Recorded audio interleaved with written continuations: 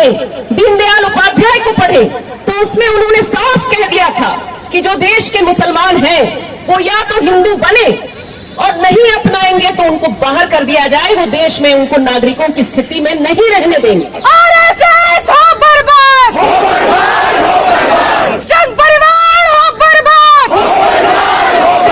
लेकिन अब मंदिर की तरफ जाने में इनका इंटरेस्ट नहीं, वो मस्जिद के सामने कैसे जाएं और मस्जिद पर हमला कैसे करें और मस्जिद के सामने कैसे गाली दें। देश में कितनी बार दंगे हुए हैं, कितनी बार मुसलमानों के घरों के ऊपर हमले हुए हैं, कितने बार जनसंहार किए गए, कैसे गाने चलाए जिसमें जो अल्पसंख्यक समुदाय है, जो मुस्लिम्स हैं हमारे देश के, उनके खिलाफ किस तरह से गाली गलौज की भाषा, कैसे हिंसा की भाषा बोले।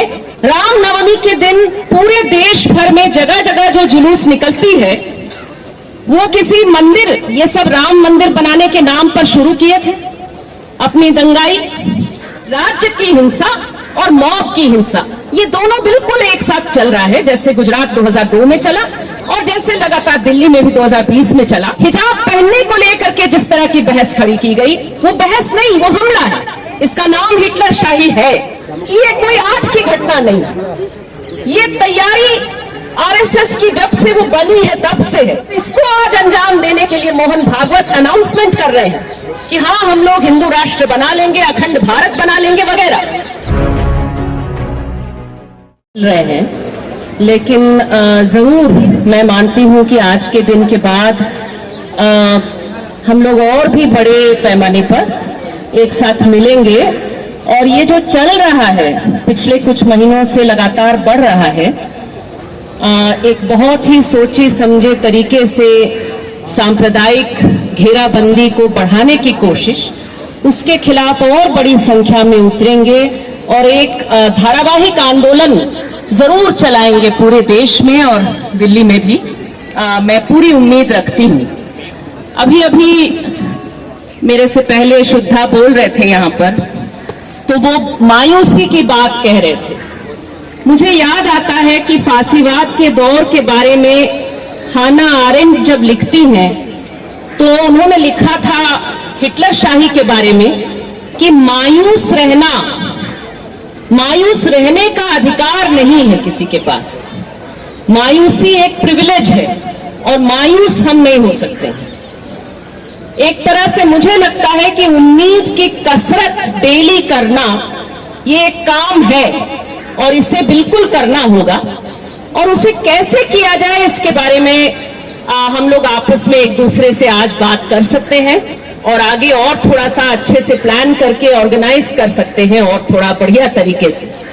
मुझे लगता है कि सबसे पहले तो ये कि ये जो चल रहा है, मीडिया के यहाँ बहुत सारे लोग हैं, मैं मानती हूँ कि जो यहाँ आए हैं, जो हम लोगों की बातों को सुनने के लिए और दूसरों तक पहुंचाने के लिए आए हैं, मैं आप लोगों को बहुत बड़े बड़े चैनलों से कहीं ज्यादा मैं जरूरी और ज्यादा बहुत रेलेवेंट मानती हूँ। और मैं मानती हूँ कि आप लोगों के जरिए इस बात को कहना जरूरी है कि जो सच है उसको सर के बल खड़ा करने का काम किया जा रहा है, सत्ता के द्वारा भी और मीडिया के द्वारा भी।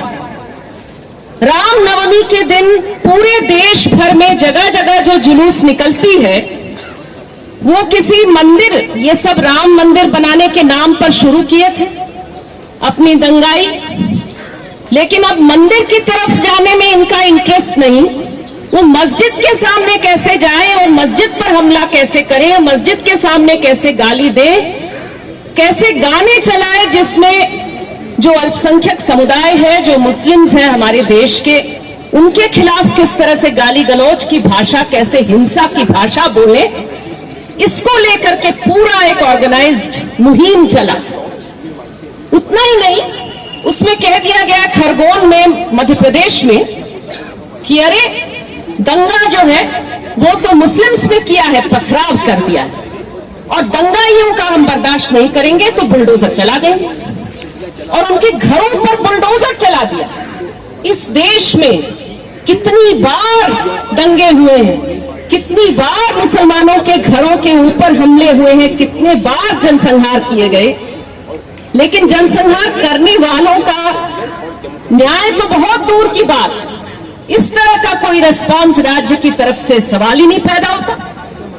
लेकिन ये देखा जा रहा है आज कि राज्य की हिंसा और मॉब की हिंसा, ये दोनों बिल्कुल एक साथ चल रहा है। जैसे गुजरात 2002 में चला और जैसे लगातार दिल्ली में भी 2020 में चला, और अब और ज्यादा इसको एक प्लान्ड तरीके से इसको किया जा रहा है। और ये उतना ही नहीं है, हिजाब पहनने को लेकर के जिस तरह की बहस खड़ी की गई, वो बहस नहीं, वो हमला है। जिस तरह से खान पान को लेकर के कहा जा रहा है कि भाई नवरात्रि है तो कोई नॉनवेज नहीं खाएगा, कोई मीट नहीं खाएगा, मीट बेचेगा नहीं, मीट खरीदेगा नहीं, और उसी के नाम पर जेएनयू के अंदर हमला कर दिया छात्रों के ऊपर। उसी तरह से बॉयकॉट का कॉल दिया जा रहा है, जितने भी मुस्लिम वेंडर्स हैं, मुस्लिम दुकानदार हैं या कहीं स्ट्रीट वेंडर्स हैं, उनसे खरीदिए मत कह दिया जा रहा है। ये सारी चीजें क्या है, इसका एक नाम है, इसका नाम हिटलर शाही है। और इस हिटलर शाही के खिलाफ जरूर 2 साल महामारी के, 2 साल जहां हमारे इतने सारे मित्रों को जेलों के अंदर बंद कर दिया गया, आज भी बंद है बहुत सारे दोस्त, जरूर कठिनाइयां हैं, जरूर जो माहौल है उसमें एक चैलेंजिंग माहौल है हम सबके लिए। लेकिन मैं मानती हूं कि इसके खिलाफ माहौल खड़ा करना हम लोगों के लिए संभव है और जरूर हम कर सकते हैं। किस तरह से किन चीजों पर ध्यान दिया जाए, ये बताना जरूरी है कि ये कोई आज की घटना नहीं, ये तैयारी आरएसएस की जब से वो बनी है तब से है। गोलवालकर की किताबों को पढ़े, दीनदयाल उपाध्याय को पढ़े, तो उसमें उन्होंने साफ कह दिया था कि जो देश के मुसलमान हैं वो या तो हिंदू बने, वो या तो पूरी तरह से हिंदू धर्म और संस्कृति को अपनावे, और नहीं अपनाएंगे तो उनको बाहर कर दिया जाए, वो देश में उनको नागरिकों की स्थिति में नहीं रहने देंगे। ये उन्होंने कहा था, और इसको आज अंजाम देने के लिए मोहन भागवत अनाउंसमेंट कर रहे हैं कि हाँ हम लोग हिंदू राष्ट्र बना लेंगे, अखंड भारत बना लेंगे वगैरह। और पूरी दुनिया में वो अपने जैसों को तलाश रहे हैं। पुतिन को देख करके कह रहे हैं कि पुतिन अखंड रूस बना रहे हैं, उसी तरह से हम अखंड भारत बना लेंगे। और इसलिए दुनिया भर में जो लोकतंत्र पसंद लोग हैं उनसे भी उन तक भी हमारी आवाज पहुंचाना जरूरी है। उनके साथ हम खड़े हैं, वो हमारे साथ खड़े हों।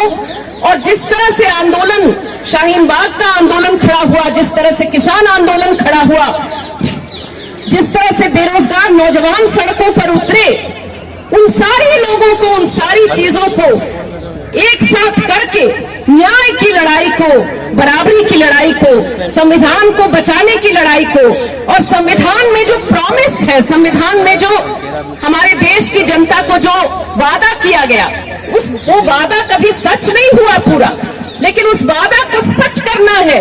उस सपने के साथ आगे हम लोग जरूर बढ़ेंगे, हम सारे लोग लड़ेंगे, जरूर जीत हम सबकी होगी। आप सभी लोगों से सड़कों पर संघर्षों में हम लोग फिर मिलेंगे। इनकलाब जिंदाबाद।